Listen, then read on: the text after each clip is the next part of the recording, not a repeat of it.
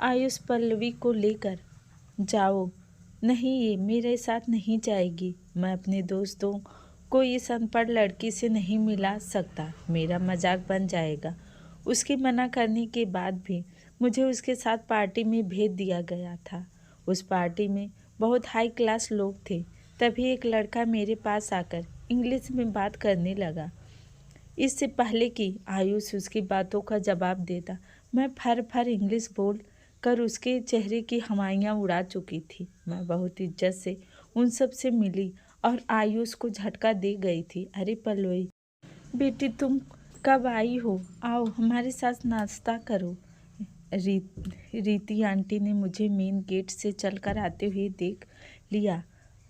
खुशी से कहा था। मैं मुस्कुराती हुई उनके साथ बैठ चुकी थी। अरे नहीं आंटी, नाश्ता तो मैं कर आई हूँ। बस आयुष आ रहा ना, तो मैं उसके कमरे को ज़रा देखने आई थी। आपको पता तो है कि गंदगी से उसे किस कदर नफरत और एलर्जी है, और अगर थोड़ा सा सामान भी उसे इधर उधर मिल जाए तो पूरा कमरा सर पर उठा लेता है। मैं मुस्कुराती हुई आयुष के बारे में बताती उन सभी को हंसने पर मजबूर कर रही थी। वो सब लोग जानते थे मैं किस कदर आयुष को चाहती हूँ, क्यों करती हूँ उसकी इतनी फिक्र। हर एक बात में उसकी पसंद और नापसंद का ख्याल रखना, हर काम उसके हिसाब से करना, हर चीज़ उसकी मर्जी से रखना। तुम मुझे हद से ज़्यादा बिगाड़ रही हो। रीति आंटी मुस्कुराते हुए मुझे देखकर मुझसे अपने बेटे की शिकायत कर रही थी, जबकि मैं सिर्फ मुस्कुराता हुए उनकी बातें सुन रही थी। राकेश अंकल भी मुस्कुराते हुए मुझे देख रहे थे। जब से मैं उनकी ज़िंदगी में आई थी, उनकी ज़िंदगी में रंग बिखर गए थे। उनकी ज़िंदगी में खुशियाँ ही खुशियाँ आ चुकी थीं। 8 साल पहले उनका किया जाने वाला फैसला आज सच्चा अच्छा साबित हो रहा था, जब उन्होंने आयुष और मेरी सगाई करने का फैसला किया था।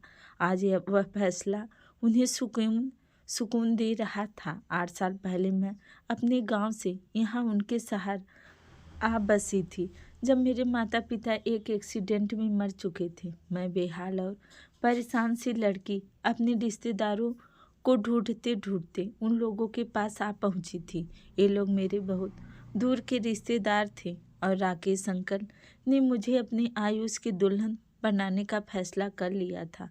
आयुष के 8 साल पहले यूएस जाने से पहले वह हमारी सगाई करवा चुके थे, और अब 8 साल बाद उनका बेटा वापस लौटकर अपने देश में आ रहा था। वो बिजनेस की पढ़ाई करने के लिए 4 साल का कोर्स करने गया था और फिर वहीं पर बिजनेस शुरू कर चुका था। उसे 8 साल हो चुके थे। वह इन 8 सालों में वापस अपने देश नहीं आया था, जबकि रति आंटी और राकेश अंकल अक्सर उसके पास उससे मिलने के लिए जाते रहते थे। लेकिन लगातार वहाँ पर रहना उन दोनों को बिल्कुल पसंद नहीं था, इसलिए जल्दी ही वो वापस लौट आते थे।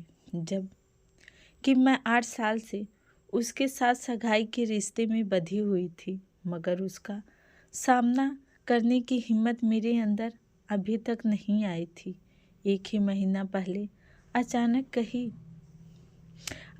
ही आयुष ने उनको खबर दी थी कि वह अपना काम खत्म करके उन लोगों के पास हमेशा के लिए वापस आ रहा है, और मैं इस महीने में उसकी पसंद के हिसाब से हर चीज़ करती ही चली जा रही थी। मैं आयुष के लिए दीवानी सी थी और मेरी दीवानगी आयुष के लिए दिन ब दिन बढ़ती चली जा रही थी। 8 साल पहले जब मेरी सगाई आयुष से हुई थी, तो मैं एक जाहिल और अनपढ़ लड़की थी जो गांव से जीने की चाह लेकर उनके बहुत बड़े शहर में आई थी। मगर ये आयुष से चाहत थी, जिसकी वजह से मैंने खुद को इतना संवारा था कि लोग मुझे पाने की चाहत करने लगे थे। जब से मैंने पढ़ाई पूरी करके अपने करियर पहली सीढ़ी पर कदम रखा था, तब से ही धड़ाधड़ मेरे लिए रिश्ते आने शुरू हो गए थे। हर हफ्ते मेरे लिए एक नया रिश्ता ज़रूर आता था। जबकि इस सब से परेशान हो चुकी थी। मैं सबको बता कर थक चुकी थी कि मैं राकेश अंकल की बेटी नहीं, उनकी होने वाली बहू हूँ। मगर लोग तो लोग होते हैं, उनकी गलतफहमी कहाँ दूर होनी थी। आंटी, मैं आपसे एक बात करना चाहती हूँ, आप लोगों से, अगर आपको ठीक लगे तो। मैंने मुस्कुराते हुए रति आंटी के दोनों हाथ थामकर उन्हें कहा तो वो और अंकल मेरी तरफ ध्यान देने लगे। हाँ बोलो बेटा, बोलो बेटी, क्या बात है? राकेश अंकल मेरे सिर पर हाथ रखते हुए मुझे हिम्मत देते हुए बोले। अंकल, मैं चाहती हूँ कि आप आयुष को कुछ भी ना बताएं। सर झुकाते हुए धीमी आवाज़ में मैं उनसे बोली थी। मैं समझा नहीं बेटा, आप क्या कहना चाह रही हो हैं? राजेश अंकल ने धीरे से मेरे झुके हुए सर को देखकर कहा था। अंकल, मैं चाहती हूँ कि अभी आयुष को कुछ भी पता ना चले। उसे मैं वैसे ही बनकर मिलूं जैसे मैं 8 साल पहले थी, एक गांव से आई हुई अनपढ़ लड़की। मैं चाहती हूँ कि वह मेरी कामयाबी से नहीं, मेरी दिल से मोहब्बत करे। उसे मुझे जानने का मौका नहीं मिला। हमारी सगाई होने के फौरन बाद वह यूएस चला गया था और मैं उससे कांटेक्ट रखने की हिम्मत खुद में नहीं पाती थी। इसलिए मैं चाहती हूँ कि वह मुझे अच्छे से जाने। मैं सर झुकाकर धीमे लहजे में बोलती हुई उन सबको सोचने पर मजबूर कर गई थी। मगर बेटा, आप क्या कह रही हैं? हम ऐसे कैसे कर सकते हैं? हम तुम्हारी पहचान को उससे कैसे छुपा सकते हैं? रीति आंटी ने परेशान होते हुए मुझसे कहा था। वह अपनी बेटी की बचकानी हरकतों को अच्छी तरह जानती थी, जिसे अनपढ़ लोग बिल्कुल भी समझ नहीं आते थे। और गांव से आए हुए गंवारों का वो सोच कर ही मुंह चिढ़ा लेता था। कहाँ वो अपनी होने वाली पत्नी को इस रूप में बर्दाश्त करेगा। जबकि राकेश अंकल हाँ के इशारे में सर हिलाते हुए मुस्कुराकर मेरे सर पर हाथ रख चुके थे। ठीक है, हम उसे कुछ नहीं बताएंगे। अगर वो तुम्हारे लायक हुआ तो वो तुम्हारी कमी देखकर भी तुम्हें जाने नहीं देगा। मगर अगर वो तुम्हारे लायक नहीं हुआ तो तुम्हें खुद ही अपने हाथों से गंवा देगा। राकेश अंकल ने मुस्कुराते हुए मेरे हाथ थपथपाते हुए कहा था और मैं सर झुकाकर बस मुस्कुराने लगी थी। अतुल वापस आ चुका था, जबकि मैं बेचैनी से अपने धड़कते हुए दिल को संभालती हुई उसके कमरे की तरफ देख रही थी। कुछ ही देर पहले वो घर आया था और अपने माता पिता से मिलकर वो चेंज करने के लिए अपने कमरे में चला गया था, जबकि मैं अभी तक उसके सामने बिल्कुल नहीं आई थी। मैंने अपना पूरा हुलिया चेंज कर लिया था। ढीले ढाले कपड़े पहने और बालों की सीधी मांग निकालकर लंबी सी चोटी बनाए, पैरों में पुराने से चंपल पहने बिल्कुल एक गांव की लड़की ही लग रही थी। जबकि रीति आंटी को यही फिक्र खाए जा रही थी कि अगर उनका बेटा कोई बेवकूफ़ी करके मुझे अपने हाथों से गंवा देगा तो क्या होगा। मुस्कुराते हुए वो अपनी परेशानी छुपाने की कोशिश में लगी हुई थी, जबकि राकेश अंकल उनकी हालत अच्छे से जान चुके थे। वो जानते थे कि रति आंटी किस कदर मुझे अपनी बहू के रूप में पसंद करती हैं। रीति आंटी को और राकेश अंकल से लेकर घर की हर एक चीज़ संभाले और उनके बेटे को खुद से भी ज़्यादा चाहने की वजह से वो मुझे खोने से डरती हैं। धोखे से सब्जियां काटती हुई रीति आंटी ने अपनी उंगली काट ली थी, जबकि मैं जो उनके पास ही मौजूद थी चूल्हे पर कुछ पकाने में बिजी थी, फौरन पलटते हुए उनका हाथ पकड़ चुकी थी। अरे आंटी, आप अपना ख्याल क्यों नहीं रखती? कितना ज़्यादा कट गया है। आपको कहाँ भी था। आप एक तरफ होकर बैठ जाइए, मैं खुद सारे काम कर लूँगी। मुस्कुराते हुए मैं हल्का सा उन्हें डांटते हुए एक तरफ बैठ चुकी थी और मेरे हाथ बहुत तेज़ी में अच्छे अच्छे खाने बनाने में लगे हुए थे। मैं सुबह से किचन में अपने सर खपा रही थी, सिर्फ उसके लिए जो अभी अभी यूएस से आया था। कुछ ही देर बाद मैं खाना टेबल पर सजा चुकी थी। रिति आंटी और राकेश अंकल टेबल के पास अपनी कुर्सी को थाम कर बैठ चुके थे, जबकि आयुष के इंतज़ार में अभी तक खाना शुरू नहीं किया था। तभी आयुष अपने कमरे से निकलकर आता हुआ दिखाई दिया था। काले घने बालों के साथ, काली आँखें और खूबसूरत चेहरे के साथ वो खुशबू में महकता चला आ रहा था। जबकि मैंने किचन से उसे देखते हुए अपने धड़कते हुए दिल को संभाला था। एक खूबसूरत इंसान मेरी किस्मत में लिखा गया था। मुझे अपनी किस्मत पर रश्क आ रहा था। जैसे ही आयुष ने टेबल पर अपनी कुर्सी संभाली थी, तभी रति आंटी ने किचन से मुझे आवाज़ लगाई थी, पल्लवी आकर हमारे साथ खाना खा लो, बाकी काम बाद में कर लेना। मुझे आवाज़ लगाते हुए वो मुस्कुराते हुए अपने बेटे की तरफ ध्यान देने लगी थी, जबकि आयुष का तो हलक तक कड़वा हो चुका था। 8 साल पहले उसे एक गांव की अनपढ़ गंवार लड़की के साथ बांध दिया गया था और आज तक मैं उससे जुड़कर उसके घर में रह रही थी। धीरे से अपनी प्लेट पर झुकते हुए वो अपना खाना खाने में बिजी हो चुका था, जबकि मैं सामने से चलकर आते हुए एक हॉट पॉट उसके सामने रखते हुए अपनी कुर्सी संभाल चुकी थी। अपनी प्लेट में खाना निकालते हुए मैं अपनी तरफ कम और उसकी तरफ ज़्यादा ध्यान दे रही थी। अरे पल्लवी बेटा, इतनी सारी चीज़ें बनाने की क्या ज़रूरत थी? देखो, सुबह से तुम किचन में लगी हुई हो, तुम ज़्यादा थक गई होगी। राकेश अंकल ने मुस्कुराते हुए मेरे सर पर हाथ फेरते हुए कहा था, जबकि मैंने मुस्कुराते हुए एक नज़र उसकी तरफ देखा था, जो अपने खाने में बहुत बिजी था। कोई बात नहीं अंकल, आपको तो पता है मुझे और काम ही क्या है, बस सारा दिन खाना बनाना ही तो आता है।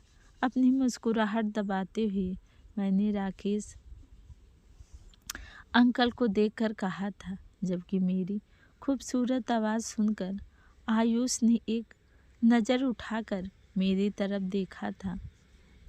सीधी सादी सी लड़की अपने शरीर से कुछ ज़्यादा ही ढीले कपड़े पहने, बालों में सीधी मांग निकालकर लंबी सी चोटी बनाए, मैं 3 मीटर का बड़ा सा दुपट्टा अपने ऊपर लपेटे उसके सामने बैठी मुस्कुरा रही थी। अगर ये लड़की पढ़ी लिखी होती और खुद को अच्छे से मेंटेन रखने वाली होती तो मेरे साथ बिल्कुल परफेक्ट मैच लगती। वो बस यही सोच कर रह गया था, मगर फिर मेरी सेटिंग और मेरी बात करने का तरीका देखते हुए उसने अपनी सोच पर लानत भेजी थी और खाने की तरफ ध्यान देने लगा था, जबकि दूसरे हाथ की मुट्ठी सख्ती में मीच रही थी। रिति आंटी तो अपने बेटे के इस अंदाज पर परेशान ही हो गई थी।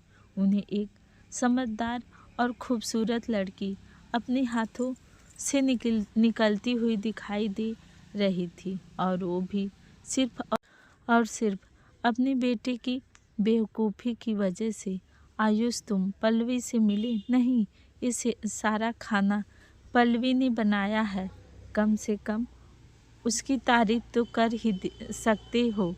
रति आंटी ने मुस्कुराती हुई आयुष के हाथ पर अपना हाथ रखे हुए उसका ध्यान मेरी तरफ करना चाहा था, जबकि आयुष बस मुस्कुराते हुए उन्हें देखकर रह गया था।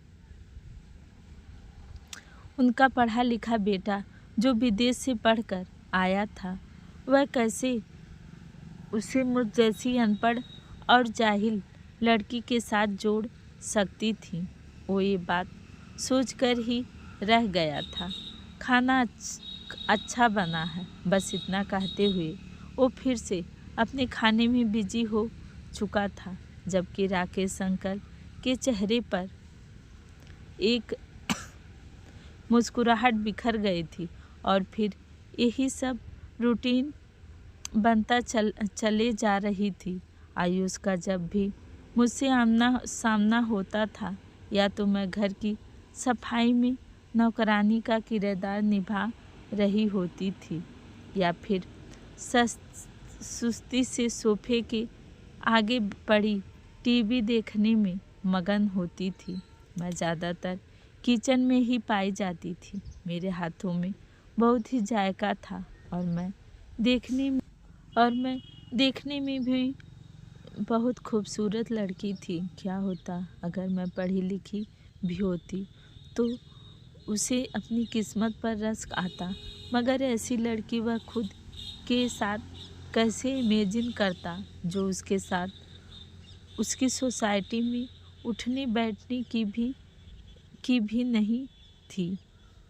आयुष, हम लोग सोच रहे हैं कि अब तुम दोनों की शादी कर दी जाए, तो इस बारे में तुम क्या कहते हो? राकेश अंकल ने मुस्कुराते हुए अतुल को देखकर उससे पूछा था, जबकि खाना खाते आयुष के हलक में निवाला अटक चुका था। डैडी, इतनी जल्दी क्या है? मैं अभी तो यूएस से आया हूँ। मैंने यहाँ पर अपना बिजनेस सेट करना है, इसके बाद कुछ देखेंगे।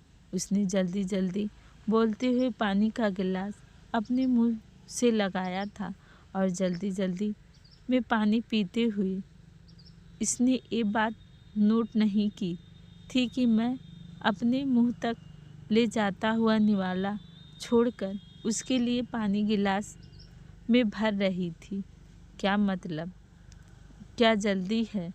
क्या तो तुम 8 साल अमेरिका में लगा कर आ रहे हो। हम तुम्हारी वजह से बच्चे को बीच में लटका कर रखे हुए हैं। हो जाएंगे तुम्हारे सारे काम, कर लोगे तुम अपनी बिजनेस भी यहाँ पर सेट। बस हमें पल्लवी की शादी करनी है, ताकि हम उसकी जिम्मेदारी पूरी कर सकें। राकेश अंकल ने सीरियस होकर आयुष को देखते हुए कहा था, जबकि आयुष ने अब पानी का घड़ा बड़ा सा घूंट भरते हुए वह निवाला हलक से नीचे उतारा था। बेबस नज़रों से वह बस अपनी माँ को देखता रह गया था, जबकि दूसरी गुस्से से भरी नज़र उसने मेरी तरफ भी डाली थी। डैडी, मैं अभी शादी नहीं करना चाहता। इसके लिए मैं अभी पूरी तरह तैयार नहीं हूँ। प्लीज़ मेरे साथ ज़बरदस्ती मत करिए। सीरियस लहजे में बोलते हुए वह भी उन्हें अपना फैसला बता चुका था, जबकि रति आंटी को अपना माथा पीटने का दिल चाह रहा था। बेटा, कमी क्या है पल्लवी में? तुम ऐसा क्यों कर रहे हो? तुम्हारी भी उम्र हो गई है, अब 29 साल के हो गए हो। अब तुम्हें और कितना वक्त चाहिए? प्रीति आंटी ने परेशान नज़रों से अपने बेटे को देखते हुए उसके हाथों पर अपने हाथ रखते हुए कहा था, जबकि आयुष ने एक झंझलाती हुई नज़र मेरे ऊपर डाली थी। मैं ही उसके सारे फसाद की जड़ थी, मैं इस घर में रहने के लिए क्यों आई थी? ना मैं इस घर में रहने के लिए आती थी और ना ही उसके डैडी इतनी जल्दी उसकी सगाई मेरे साथ करते। वो अपने दिल ही दिल में सोच कर रह गया था, मम्मी मैं एक पढ़ा लिखा लड़का हूँ, सोसाइटी में मेरा नाम है, मैं एक बिजनेस चलाता हूँ, मैं ऐसे किसी भी लड़की से कैसे शादी कर लूँ जो मेरे सोसाइटी में उठने बैठने की भी नहीं है। धीमे लहजे में उन्हें अपने दिल का हाल बताते हुए वो राकेश अंकल को अपनी मुठिया मिजने पर मजबूर कर गया था। वो ठीक समझ रहे थे कि उनका बेटा बाहर विदेश जाकर पूरा बदल चुका है। अब उसे अपनी सोसाइटी, अपना स्टेटस ज़्यादा प्यारा लगता है। किसी नेक दिन इंसान के सामने तो तुम्हें लगता है कि पल्लवी तुम्हारे काबिल नहीं है या फिर तुम उसके काबिल नहीं हो। राकेश अंकल ने एक गुस्से भरी नज़र अपने बेटे पर डालते हुए उनसे पूछा था, डैडी ऐसा नहीं है जैसा आप समझ रहे हैं, लेकिन मैं ऐसी लड़की को डिजर्व करता हूँ ना जो 4 लोगों में बात करने के काबिल हो। वो सर झुकाए अपने डैडी से कह रहा था, जबकि मेरा चेहरा तो हर एक बात पर सफ़ेद पड़ रहा था। जिस इंसान को मैंने इस कदर चाहा कि मेरी चाहत दीवानगी में बदल गई थी, वह इंसान किस कदर पत्थर दिल था कि मेरे सामने ही मुझे रिजेक्ट कर रहा था। उसे बिल्कुल भी शर्म नहीं आ रही थी। पहले पलकें झुकाकर अपने आंसुओं को अपने अंदर ही रोकते हुए मैं मुस्कुराने की नाकाम कोशिश करते हुए वहाँ से उठकर अपने कमरे की तरफ बढ़ गई थी। जबकि ये सब देखकर राकेश अंकल ने गुस्से भरी नज़र आयुष पर डाली थी। उन्हें बिल्कुल भी अच्छा नहीं लग रहा था कि जो भी आयुष मेरे बारे में कह रहा था। हमारी बच्ची कोई बेचारी नहीं है और ना ही तुम यह समझने की भूल बैठना कि उसका इस दुनिया में कोई नहीं है। जो तुम ये सोचो कि तुम्हें इजाज़त मिल गई है कि तुम उसको जब चाहिए अपना लो और जब चाहो ठुकरा दो। 2 महीने दे रहा हूँ तुम्हें, अगर तुमने अपना रवैया पल्लवी के साथ नहीं बदला तो मैं पल्लवी की तरफ से तुमसे पल्लवी का रिश्ता तोड़ दूँगा। फिर चाहे तुम कुछ भी करो, पल्लवी तुम्हें नहीं मिलेगी। बहुत ही गुस्से में सख्त लहजे में कहते हुए राकेश अंकल अपनी जगह से उठते हुए अपने कमरे की तरफ बढ़ गए थे, जबकि आयुष भी गुस्से भरे चेहरे से उन्हें जाता हुआ देख रहा था। क्या वह एक गंवार लड़की के लिए पछताता? अच्छा था जो उसने उसकी जान छूट जाती। वह वैसे भी मुझ जैसी लड़की के साथ अपने सर्कल में नहीं चल सकता था जो जाहिल बनकर एक जगह पर बैठी रहे। ये सोचते हुए वह भी एक झटके से उठकर अपने कमरे में बंद हो चुका था, जबकि रति आंटी तो पीछे अपना सर पकड़कर रह गईं। वो मुझे किसी भी हालत में नहीं खोना चाहती थीं। मुझ जैसी समझदार और ख्याल रखने वाली लड़की उन्हें कहीं और नहीं मिल सकती थी। यही सोचकर वो बहुत परेशान हो रही थी। एक तरफ मेरी जिद थी कि वो मुझे अपनाए तो वैसे ही जैसे मैं पहले थी, और दूसरी तरफ आयुष की जिद थी कि उसे एक काबिल और पढ़ी लिखी लड़की अपने साथ चाहिए। और एक तरफ राकेश अंकल थे जो हम दोनों के बीच की गलतफहमी दूर करने की बजाय अपनी ही सोच लिए हुए थे।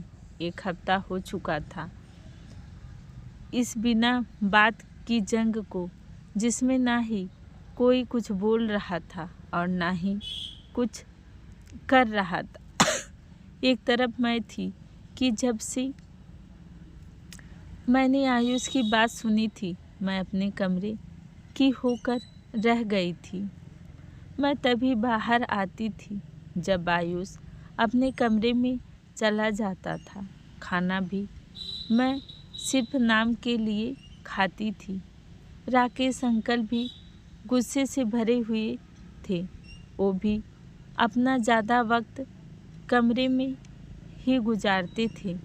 आयुष ने खुद को काम में इस तरह बिजी कर लिया था कि वो इस सब के बारे में सोचना ही नहीं चाह रहा था।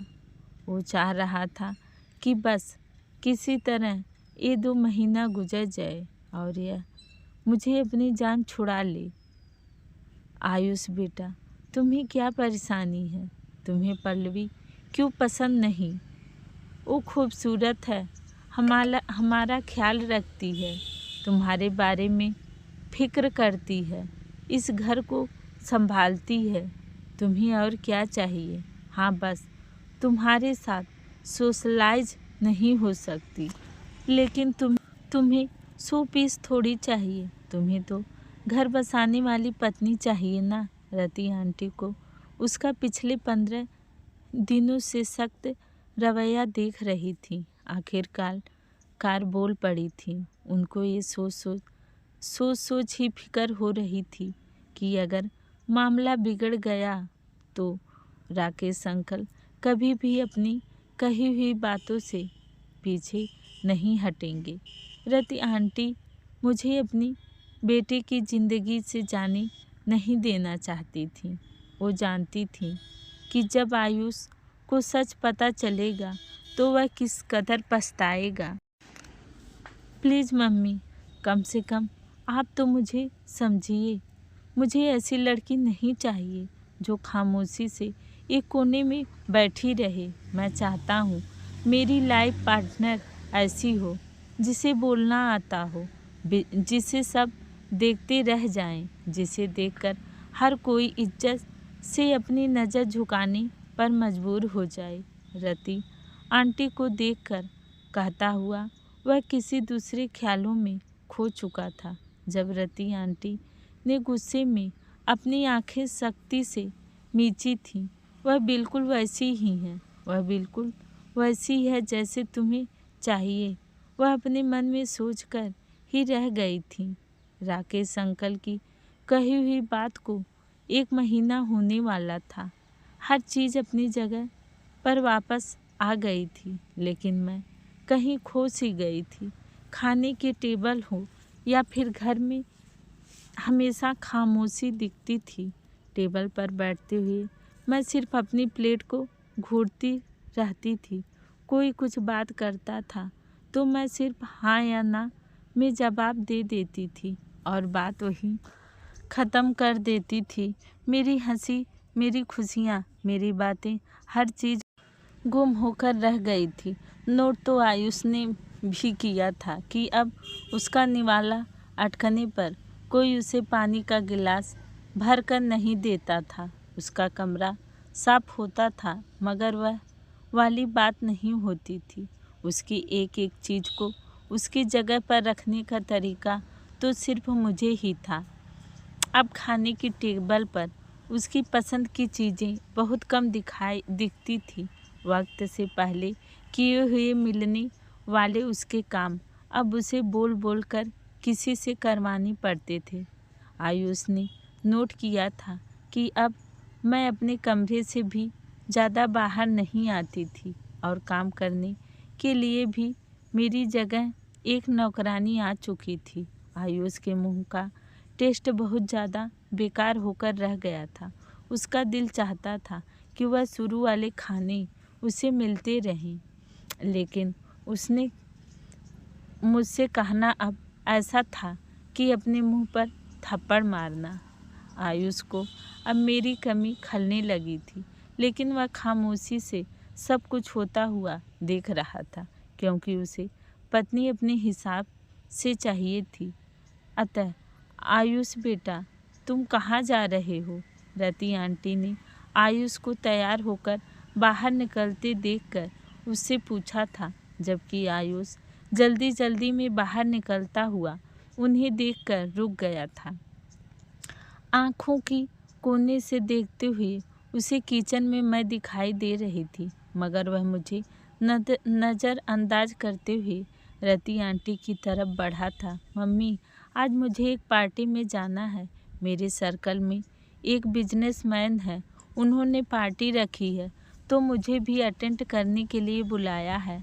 मैं बस वहीं जा रहा हूँ। आयुष ने रति आंटी की तरफ आगे बढ़ते हुए उन्हें बताया था। जब रति आंटी तो आयुष की बात पर खिल गई। आयुष, पल्लवी को लेकर जाओ। नहीं, ये मेरे साथ नहीं जाएगी। मैं अपने दोस्तों से इस अनपढ़ लड़की से नहीं मिलवा सकता, मजाक बन जाएगा मेरा।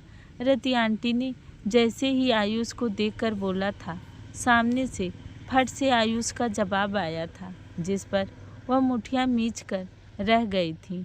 अब उसे वह क्या बताती? मैं तुमसे पूछ नहीं रही हूँ, तुम्हें बता रही हूँ। पल्लवी को लेकर जाओ, नहीं तो मुझसे बुरा कोई नहीं होगा। आयुष को देखकर सख्त लहजे में कहती हुई वो दूसरी नज़र मुझ पर डाल चुकी थी। मैं पानी का गिलास हाथ में थामे हुए उन्हें देख रही थी। पल्लवी, सुन लिया ना, तुमने जल्दी से तैयार हो जाओ और आयुष के साथ जाओ। मुझे देखकर कहती हुई वो अपने कमरे में की तरफ बढ़ गई थी।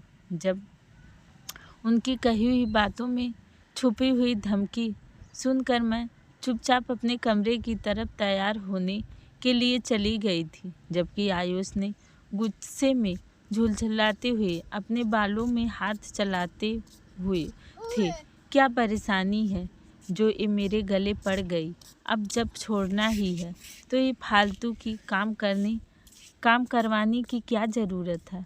अब मैं इसे अपने साथ लेकर जाऊं और पार्टी में खुद को बेइज्जत करवा लूं। वाह, ये जाहिल अनपढ़ लड़की बस मेरी बेइज्जती ही करवाएगी। वहाँ पता नहीं मम्मी को क्या प्रॉब्लम है, पता नहीं क्यों वो इतना पसंद करती हैं जाह्नवी को। उन्हें पता भी है कि ये पार्टी मेरे लिए कितनी ज़रूरी हो सकती है, लेकिन इस जाहिल लड़के को साथ भेजना ज़रूरी था। वो ये सब कुछ सोचते हुए गुस्से से वहाँ से निकल गया और बाहर खड़े होकर मेरा इंतज़ार करने लगा। वो उंगली पर गिनती कर रहा था कि पार्टी ख़त्म होने से कितनी देर पहले वो वहाँ पहुँच जाएगा। जब भी ठीक आधा घंटे बाद मैं उसे अपने कमरे से निकलती दिखाई दी थी। ब्लैक कलर की सिल्क की साड़ी पहनी हुई और छोटे से टॉप अपने कानों में डालकर हल्के से मेकअप के साथ उसकी तरफ देखती हुई उसे उसकी सांसें रोकने पर मजबूर कर गई थी। आयुष सभी से महसूस कर रहा था कि आज पार्टी में सब लोग की नज़र सिर्फ मुझ पर ही रहने वाली है। गला खखारते हुए वो अपनी नज़र दूसरी तरफ करने की नाकाम कोशिश करने लगा, जबकि उसकी नज़रें पलट कर मुझे बार बार देख रही थी। मेरे खुले हुए काले बाल उसके दिल की धड़कनों को तेज कर रहे थे। ये पहली बार था कि आयुष ने मुझे इस तरह खूबसूरत अंदाज में देखा था कि उसकी सांसें सीने में ही अटक गई थी। चलें इसके पास चलकर आती हुई मैं उसे अपनी तरफ अट्रैक्ट करती हुई आगे की तरफ बढ़ गई थी, जबकि आयुष ने गहरी सांस भरी थी। ये औरत सांसें रोक देने का हुनर जानती है। काश कि ये पढ़ी लिखी भी होती तो मेरे बराबर में मेरे साथ खड़ी हो कर कितनी खूबसूरत लगती। ये लड़की सच में बहुत खूबसूरत है और आज तो कुछ ज़्यादा ही खूबसूरत लग रही है। अगर ये लड़की थोड़ी पढ़ी लिखी होती तो इसे कभी हाथ से ना जाने देता। वो बस ये बात सोचकर ही रह गया था और सोचते सोचते अपनी कदम बढ़ा चुका था। गाड़ी में बैठते ही आयुष ने 2-3 सलाह मुझे दे दी थी, जैसे कि वहाँ पर जाकर साइड में बैठ जाना और किसी से बात करने की कोई ज़रूरत नहीं है और लोगों के सामने मेरे पास आने की कोई ज़रूरत नहीं है।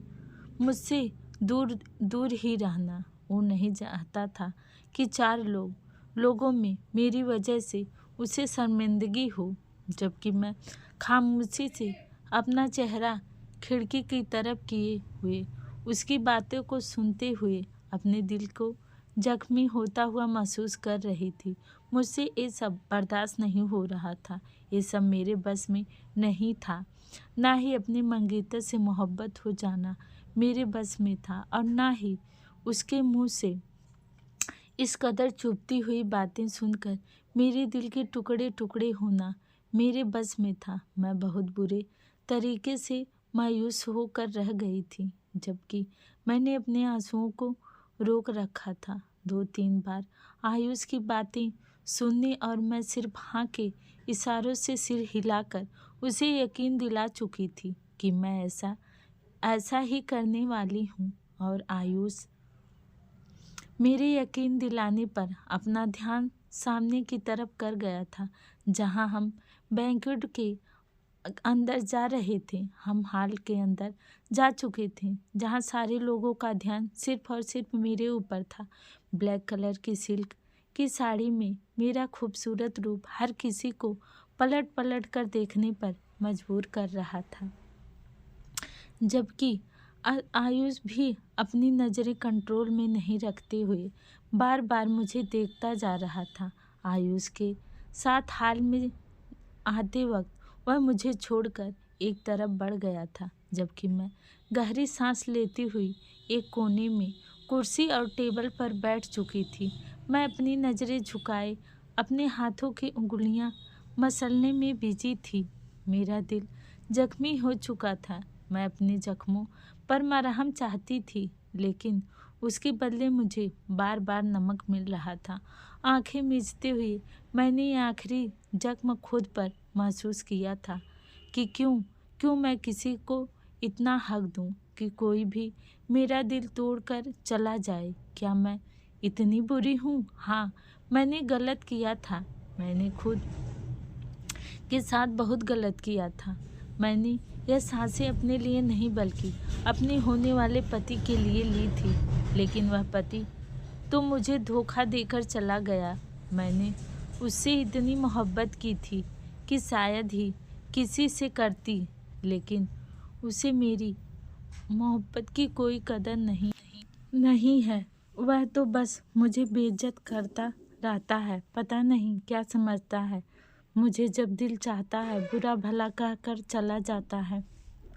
ये भी नहीं सोचता कि मेरे दिल पर क्या गुजरेगी, उसकी कही बातें मेरे दिल पर किस तरह लगेगी। मैंने तुमसे बहुत मोहब्बत की थी आयुष, लेकिन तुम मेरी मोहब्बत के काबिल नहीं हो। तुम्हें तो मोहब्बत का मतलब ही नहीं पता है। आंखें मीचते हुए आयुष ने सोचा और फिर पूरी पार्टी में उसका दिमाग बस मुझ पर अटका रहा। मैं इतनी अच्छे तरीके से इंग्लिश कैसे बोल सकती थी? मेरा उठना बैठना खाना पीना कहीं से भी एक गंवार गांव वाली लड़की जैसा नहीं लग रहा था। मैं तो किसी हाई क्लास लोगों की तरह लग रही थी। आयुष बस पूरी पार्टी यही सोचता रहा। पार्टी ख़त्म होते ही हम दोनों एक साथ बाहर निकले थे, जबकि आयुष ने मेरा हाथ थामना चाहा था, लेकिन मेरी सख्त नज़रों को देखते हुए वो अपना हाथ पीछे खींच चुका था। तुमने बताया नहीं कि तुम इतनी अच्छी इंग्लिश बोल लेती हो। आयुष ने गला खखारते हुए बात को शुरू करना चाहा था। तुमने कभी पूछा भी नहीं तो मैं क्या बताती? कम शब्दों में और सख्त लहजे में बोलती हुई मैं खामोशी से आगे बढ़ी चली जा रही थी। जब मैं मम्मी और डैडी के सामने तुम्हें गंवार और जाहिल कह रहा था तो तुमने कुछ बोला क्यों नहीं? शर्मिंदा से लहजे में बोलते हुए वह मुझे मुस्कुराने पर मजबूर कर चुका था। तुमने वो बोला जो तुम मेरे बारे में सोचते आए थे। अच्छा ही हुआ तुमने मेरे प्यार को मुझे वापस लौटा दिया। तुम मेरे लायक भी नहीं थे। सख्त लहजे में बोलती हुई मैं उसे पल्लवी कहीं से भी नहीं लग रही थी। ये तो कोई और लड़की थी। ये तो वह नहीं थी जिसे वो 1 महीना पहले मिला था, जो उसके बात करने पर खिल उठती थी, जो उसके आगे पीछे घूमती थी, जो उसकी पसंद के सारे काम करती थी। ये सोचते हुए वह कहने लगा, पल्लवी मुझे माफ़ कर दो, मुझे अंदाज़ा नहीं था। शर्मिंदा से लहजे में बोलते हुए वह माफ़ी मांगने की नाकाम कोशिश कर रहा था। तुम्हें माफ़ी मांगने की कोई ज़रूरत नहीं है। ये सच है, मेरी और अंकल की बेवकूफ़ी है जो तुमसे उम्मीद हमने लगा ली थी। फिक्र मत करो, मैं जल्दी तुमसे यह सगाई तोड़ दूंगी। अब मुझे तुमसे कभी मोहब्बत नहीं हो सकती। तुमने मेरी मोहब्बत को ठुकराया है। मुस्कुराते हुए लहजे में बोलती हुई मैं गाड़ी का दरवाज़ा खोलते हुए अंदर बैठ चुकी थी, जबकि आयुष ने गहरी सांसें भरते हुए ड्राइवरिंग सीट संभाली थी। उसका दिल एक बार फिर से धड़का था। अब मेरे बारे में जान लेने के बाद भी क्या वो मुझे छोड़ सकता था? कभी भी नहीं। मगर वो मुझे राजी कर ही लेगा। मम्मी डैडी, आपने मुझे बताया क्यों नहीं था कि पल्लवी पढ़ी लिखी लड़की है? रात पार्टी से काफ़ी देर बाद लौटे थे तो अब सुबह सुबह नाश्ते के वक्त वो उन दोनों को परेशान नज़रों से देखते हुए पूछ रहा था, बेटा उसने हमें मना किया था कि वह चाहती थी कि तुम उसको उसके बुरे से बुरे हालात में मिलो ताकि तुम्हें उससे मोहब्बत ना हो कि उसके काम से, उसकी खूबसूरती से। हमने तो तुम्हें बहुत समझाया था बेटा। रति आंटी अपने बेटे को मुस्कुराते हुए देखकर उसे बताते हुए बोली थी, जबकि रति आंटी को इस बात की खुशी थी कि मैं अपनी जिद छोड़कर उसको सब कुछ सच सच बता चुकी हूँ। जबकि राकेश अंकल तो गुस्से भरी नज़रों से अपने बेटे को घूर रहे थे। वो सच में मेरे काबिल नहीं था। अंकल आंटी, मैं काम के लिए निकल रही हूँ, अपना ख्याल रखिएगा। घर का कोई काम मत करना, नौकरानी आ जाएगी। बाहर निकलकर अपने पर्स में कुछ ढूंढते हुए मैं वहीं से बोली थी, जबकि मैं आयुष को बिल्कुल नज़रअंदाज कर गई थी। आयुष के साथ साथ रति आंटी को भी मेरे नज़रअंदाज करने का एहसास हो चुका था, मगर वह लोग कुछ भी नहीं कर सकते थे सिवाय मुस्कुराने के। राकेश अंकल ने मुस्कुराते हुए मुझे बाय बोला और अपना ध्यान रखने को कहा, जबकि रति आंटी भी मुस्कुराती हुई मुझे बाय बोल चुकी थी।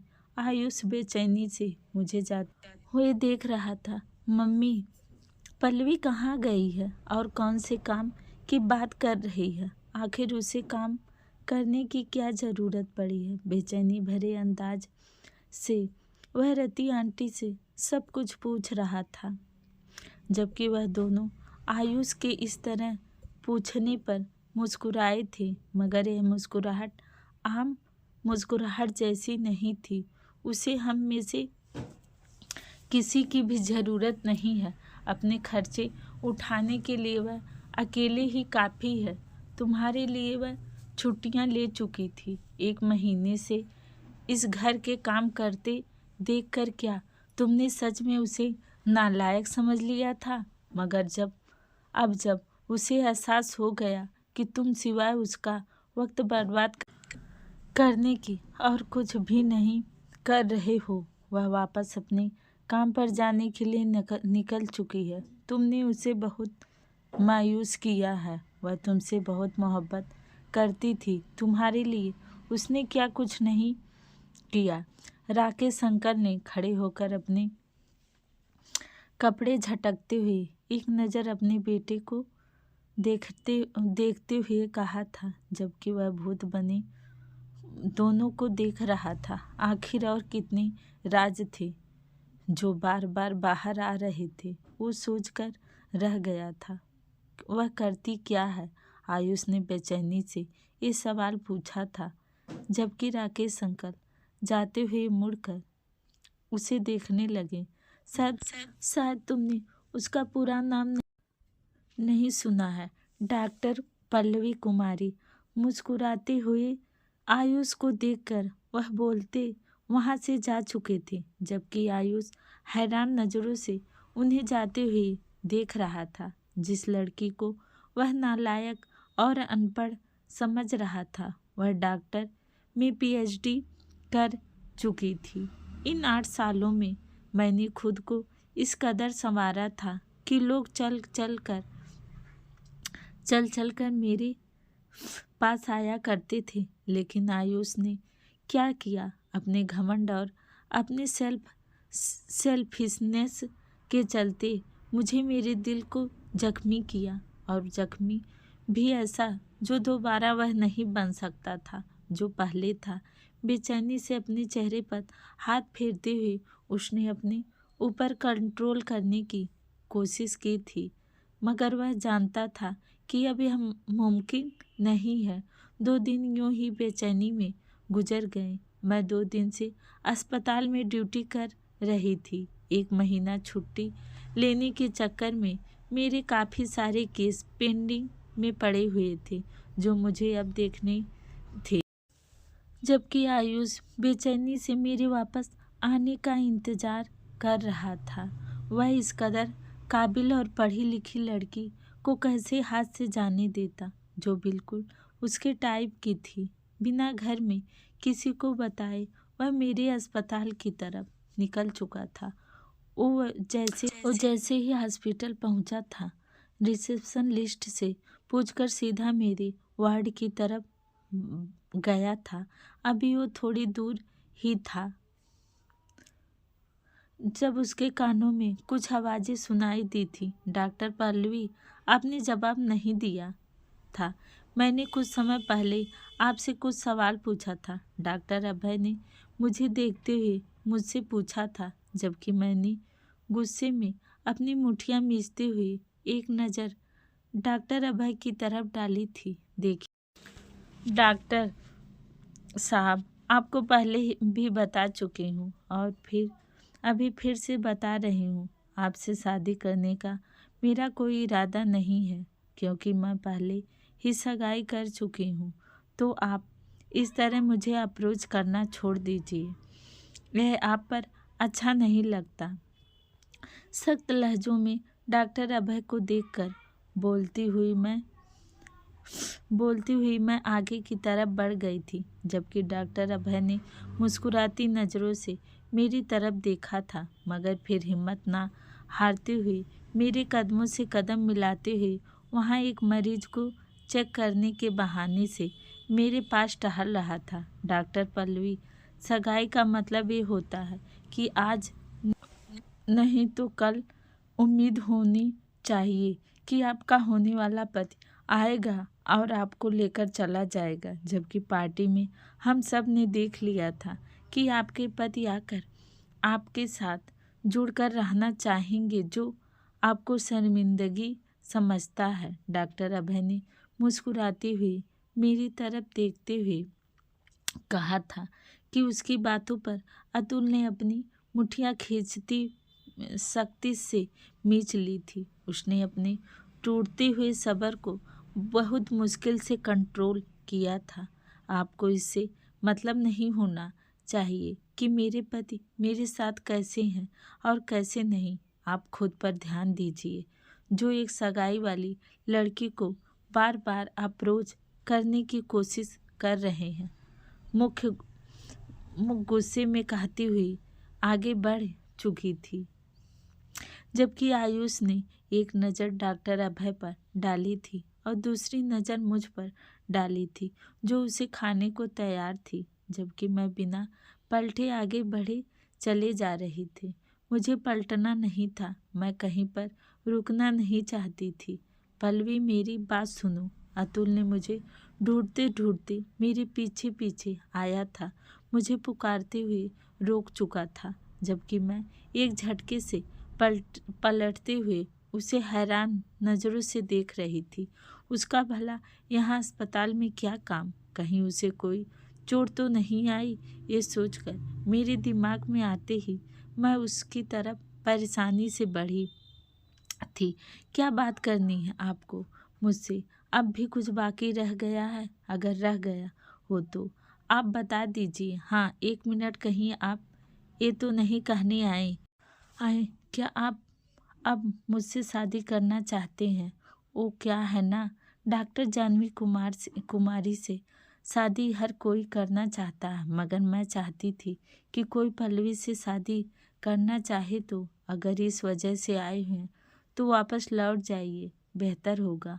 हम इस टॉपिक पर बात ना करें। सख्त लहजों से उसे घूरती हुई मैं उसे उसकी नज़र झुकाने पर मजबूर कर चुकी थी। हाँ, तुमने सही कहा, मैं भी पल्लवी से नहीं बल्कि डॉक्टर पल्लवी कुमारी से उसका हाथ मांगना चाहता हूँ, मगर मैं जानता हूँ कि मैं गलत हूँ। अब जबकि सब कुछ पता लग चुका है तो तुम मेरी मंगेतर भी हो, तो मैं तुम्हें छोड़ने की हिम्मत खुद में नहीं रखता, मगर मैं तुम्हारे रास्ते में रुकावट कभी भी नहीं बनूंगा। अगर तुम मुझे छोड़कर किसी और के साथ खुश रहना चाहो तो तुम जा सकती हो, मगर अगर तुम अपनी इस लालची और सेल्फिश मंगेतर के पास वापस लौट कर आना चाहो तो मैं सारी ज़िंदगी तुम्हारा ये एहसान नहीं भूलूंगा। ये मेरा तुमसे वादा है। मुस्कुराते हुए लहजे बोलता हुआ वह मुझे एक नज़र देखकर पलट चुका था, जबकि उसे खुद से दूर जाते हुए देखकर मेरा दिल जोर जोर से धड़कने लगा था। वो जालिम इंसान तो मेरी धड़कनें तेज और कम करने का हुनर भी जानता था। मैं आखिर किस तरह उसे अपना पीछा छुड़ा सकती थी? मुठियाँ मींचकर अपनी हालत पर कंट्रोल करते हुए मैंने अपना रास्ता बदल लिया था। मैं जानती थी जब तक मैं उसे देखती रहूँगी इसी तरह कमज़ोर पड़ती रहूँगी, जबकि जिस कदर वह मेरी बेइज्जती कर चुका था, मेरा दिमाग कहता था कि उसे पलटकर भी ना देखा जाए। मगर यह दिल कमबख्त, यह दिल उसे हर जगह अपनाने की जिद लिए हुआ था। नज़र ना आए तो उसको ढूंढते रहना और कहीं मिल जाए तो पलटकर ना देखना उसको। अपनी आंखें मीचते हुए मैंने अपने दिल पर कंट्रोल करना चाहा था। तभी डरते हुए मैं तेज तेज कदम बढ़ाती अपने वार्ड की तरफ बढ़ गई थी। दिन बहुत तेज़ी से गुजरते चले जा रहे थे। राकेश अंकल का दिया हुआ 2 महीने का वक्त ख़त्म होने को था और आयुष गुजरते वक्त के साथ सफ़ेद पड़ता चला जा रहा था। क्या होगा अगर जानवी मुझसे दूर जाने की बात करेगी तो? अगर उसने मुझसे सगाई तोड़ दी तो? अब सब कुछ जानने के बाद मैं उसे कैसे छोड़ सकता हूँ? लेकिन ये रास्ता भी तो मैंने खुद ही चुना था। जहाँ पर मैंने कांटा बोया था वहाँ पर मुझे ही वापस चलकर जाना था। आयुष अपने आप से बातें करते हुए सोच रहा था। आयुष ने बाहर आना जाना बहुत कम कर दिया था। खाना भी वह सिर्फ नाम के लिए रीति आंटी के बार बार कहने पर खा लिया करता था। उसे बार बार वो वक्त याद आ रहा था जब वो पार्टी में ले जाने के लिए रति आंटी को कह रहा था कि ये अनपढ़ लड़की मेरी पूरी सोसाइटी में मजाक बना देगी, जबकि मजाक तो उसने मेरा बनाया था। मुझे यूँ सब लोगों में अकेला छोड़कर दूसरे लोगों को मेरी तरफ हाथ बढ़ाने पर मजबूर कर गया था। सख्ती में आंखें मीचते हुए आयुष ने वह वक्त याद करना चाहा था जब डॉक्टर अभय मेरे बहुत करीब खड़ा मुझे अपनी शादी का प्रपोजल पेश कर रहा था और आयुष को वो ताना किस कदर अपने दिल पर तीर की तरह लगा था जब डॉक्टर अभय ने मुस्कुराते हुए मुझसे कहा था कि मेरा होने वाला पति मुझे सब लोगों में अकेला छोड़कर चला गया था। उसने अपनी मुट्ठियां मीचते हुए जोर से शीशे की मेज पर दे मारी थी। सब जगह कांच फैल गया था और कुछ उसके हाथ में बुरी तरह से चुभकर खून बहने लगा था। रीति आंटी ने घबराते के साथ आवाज़ सुनकर उसके कमरे में कदम रखा था और वह आयुष की हालत देखकर अपने दिल पर हाथ रखते हुए बैठी चली गई थी। आयुष, खुद को तकलीफ दे रहे हो, क्यों मुझे तकलीफ दे रहे हो? तुम क्या चाहते हो? रति आंटी, जो पिछले काफ़ी दिनों से उसके रूटीन से तंग आ चुकी थी, आज बोल पड़ी थी, जबकि वह सिर झुकाए भूत बनकर उनके ताने सुन रहा था। काफ़ी देर बाद जब अपना दिल हल्का कर चुकी तो उठकर बाहर की तरफ बढ़ गई थी, जहाँ पर मैं भी 2 दिन बाद अपनी ड्यूटी देकर वापस लौट गई थी। पल्लवी, मेरा बच्चा, मुझे तुमसे बहुत ज़रूरी बात करनी है, मेरे कमरे में आओ। मुझे देखकर बोलती हुई वह अपने कमरे की तरफ बढ़ गई थी, जहाँ पर राकेश अंकल पहले से ही कुर्सी पर बैठे अखबार पढ़ने में बिजी थे, जबकि मैं थकी हुई बैग उठाकर सोफे पर रखती हुई अंदर रीति आंटी के कमरे की तरफ बढ़ गई थी। जी आंटी, आपने मुझे बुलाया? राकेश अंकल भी रति आंटी की तरफ ध्यान देने लगे। हाँ बेटा, मैंने आज तक तुमसे कुछ भी नहीं मांगा है। तुम्हें क्या कभी मेरी मोहब्बत, मेरे प्यार में मिलावट नजर आई है? वह मेरा हाथ थामकर उदास लहजे में मुझसे बोलती हुई मेरा दिल दहला चुकी थी। नहीं आंटी, ऐसा नहीं है। मैंने कभी आपकी मोहब्बत और आपके प्यार में मिलावट नहीं देखी है। मोहब्बत से उनके हाथ चूमते हुए मैं उन्हें अपनी मोहब्बत पर यकीन दिला रही थी। तुम से बस एक ही चीज़ चाहती हूँ, मेरे बेटे को माफ़ कर दो। मैं जानती हूँ वो तुम्हारे साथ ज़बरदस्ती नहीं करेगा, मगर तुम जाना चाहती हो तो वो तुम्हें जाने देगा। मगर यकीन मानो, तुम्हारे बिना वो जिंदा नहीं रह पाएगा। ये बात तुम भी जानती हो और मैं भी अच्छे तरीके से, कि जब उसे तुम्हारी सच्चाई नहीं पता थी, वो तब से तुम अपने आसपास देखने के लिए मचल रहा था। उसका दिल पहले ही तुम्हारा हो चुका है, मगर वो ये बात मानने से घबराता है। मेरी आखिर खातिर तुम उसे एक मौका देकर तो देखो। भीगी आंखों से मेरे हाथ थाम कर कहती हुई वो मुझे सोचने पर मजबूर कर गई थी। रति, पल्लवी बेटी पर ज़बरदस्ती करने की ज़रूरत नहीं है। आपको जिस कदर आपके बेटे ने पल्लवी की बेइज्जती की है, मैं खुद नहीं चाहता कि पल्लवी उसके साथ रहे। सीरियस लहजे में मेरा चेहरा देखते हुए वो रीति आंटी से बोले थे, राकेश मेरा बेटा तकलीफ में है और मैं उसकी माँ हूँ, उसे तकलीफ में नहीं दे सकती। भीगी आंखों से राकेश अंकल की तरफ देखते हुए वो एक बार फिर से उदास हुई थी। आंटी, मैं सिर्फ चाहती हूँ वो मुझे मेरी असलियत के साथ अपनाए, जबकि मैं उससे कभी भी अलग होने का नहीं सोच सकती। मेरा दिल उसके लिए धड़कता है और मेरी सांसें उसे देखकर चलती हैं। आप ऐसा सोचिए भी मत। मैं बस अंकल की बात का मान रख रही थी। मैं कभी भी उससे अलग नहीं हो सकती। मैं कभी भी ये सगाई नहीं तोड़ूंगी। मुस्कुराते हुए मैं रति आंटी और राकेश अंकल को देखने उन्हें मुस्कुराने पर मजबूर कर गई थी, जबकि दरवाजे पर खड़ा आयुष हमारी बातें सुनकर अपने अंदर ठंडक उतारता महसूस कर रहा था। मोहब्बत राहत होती है, सुकून होती है, ये उसने अब जाना था। उस दिन से ठीक 1 महीने बाद मैं उसके सामने, उसके कमरे में, उसके बिस्तर पर दुल्हन बनकर सजी हुई बैठी थी, हाथों में मेहंदी और भर भर कर चूड़ियाँ डाले मैं उसे मुस्कुराने पर मजबूर कर गई थी। कैसी हो तुम? मुस्कुराते हुए लहजे में पूछते वो मेरे सामने ही बैठ चुका था, जबकि उसके हाथों ने बढ़ते हुए मेरे हाथों को थामा था।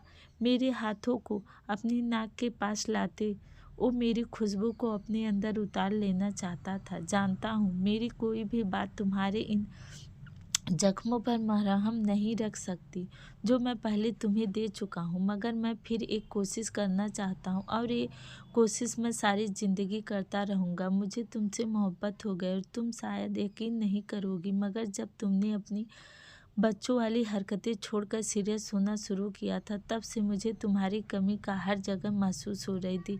मुस्कुराते हुए मेरी आंखों में झांकते हुए मुझे भी मुस्कुराने पर मजबूर कर गया था। सोच लो, सारी ज़िंदगी कोशिश ही करते रहोगे, कुछ भी नहीं मिलेगा। अपनी मुस्कुराहट दबाते हुए मैंने आयुष के हाथों से अपने हाथ छुड़ाए थे, जबकि उसने अपने खाली हाथ को देखा था। यही तो उसे डर था कि वो खाली ना रह जाए। मुझे सारी ज़िंदगी अकेला रहना मंजूर है, लेकिन तुम कभी मेरा हाथ नहीं छोड़ना। वो मेरे हाथों को फिर से अपने होठों को लगा चुका था, जबकि मैं इस हरकत पर शर्मा गई थी। माई वाइफ, अब अगर आप इतनी छोटी सी बात पर शर्माएंगी तो मेरी क्या बनेगा। कांपते हुए हाथों में उसके सीने पर हाथ कर गहरी गहरी सांसें ले रही थी। अरे हाँ, अब ओ डॉक्टर अभय तुम्हें आसपास दिखाई दे तो उसकी नाक तोड़ देना, बाकी मैं तुम्हारे पीछे हूँ, सारे मामले देख लूँगा। उसकी बात सुनकर मैं हैरान थी। तुम्हें कैसे पता डॉक्टर अभय के बारे में? जिस दिन मैं तुम्हारे अस्पताल आया था तुमसे बात करने के लिए, उस दिन देखा था मेरी जंगली बिल्ली। तुम तो सच में जंगली हो। मेरे गालों चुटकी काटते हुए बोला था। कुछ तो इज्जत दे मुझे, आज मैं दुल्हन बनी हूँ। मैं अपने गालों को चुटकी से छुड़ाती बोली, आप इज्जत की बात कर रहे हैं। मैं आपको और भी कुछ बहुत कुछ देना चाहता हूँ। अतुल कपकपाते हुए मैं आयुष का नाम बोलती आगे कुछ बोलना चाह रही थी, उससे मेरी बात मेरे मुंह में रोक दी। और ऐसे ही आज से उन्होंने अपनी ज़िंदगी की नई शुरुआत की। तो दोस्तों, कैसी लगी हमारी कहानी? अगर अच्छी लगी हो तो हमारे चैनल को लाइक, सब्सक्राइब एंड शेयर ज़रूर कीजिएगा। धन्यवाद।